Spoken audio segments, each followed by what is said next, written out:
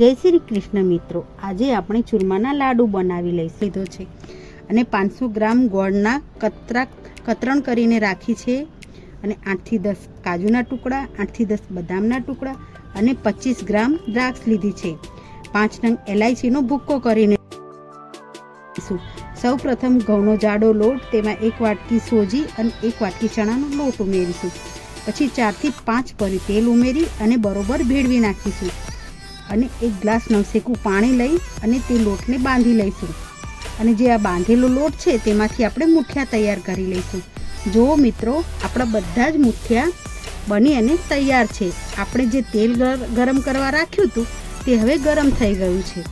હવે આપણે મુઠિયાને તળી લઈશું. 3 થી 4 મિનિટ થઈ ગઈ છે અને આપણા મુઠિયા તળાઈને ગોલ્ડન બ્રાઉન કલરના થઈ ગયા છે. હવે આપણે એક વાસણમાં બધા મુઠિયાને કાઢી લઈશું અને દસ્તાની મદદથી બધાને ભાગી લઈશું. અને હવે આપણે એક ચારણાના અંદર ચાળી લઈશું અને જે આ વધેલા મુઠિયાના ટુકડા છે તેને મિક્સરમાં દળી લઈશું. જો આપણે લાડવા માટેનું ચૂરમું તૈયાર છે. હવે ઘીને થોડું ગરમ કરી લઈશું અને ગોળ ઉમેરી દઈશું. ગોળ અને ઘીને બરોબર હલાવી અને તેનો પાક કરી લઈશું. અને જે ડ્રાયફ્રૂટના ટુકડાને આપણે તૈયાર કરીને રાખ્યા હતા, હવે તેને આપણે એમાં પાકમાં ઉમેરી દઈશું અને બરાબર હલાવી દઈશું.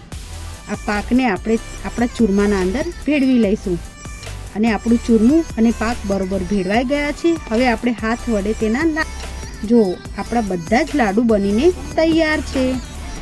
હવે આપણે આ લાડુને ગણપતિ બાપાને ભોગ ધરાવી લઈશું. બોલો ગણપતિ બાપા મોરિયા. મારી આ ચેનલ હિયાસ કિચન એન્ડ ક્રિએશનને સબસ્ક્રાઈબ કરજો અને આ વિડીયો ગમ્યો હોય તો લાઈક કરજો, શેર કરજો અને મને કમેન્ટ કરજો. થેન્ક યુ મિત્રો.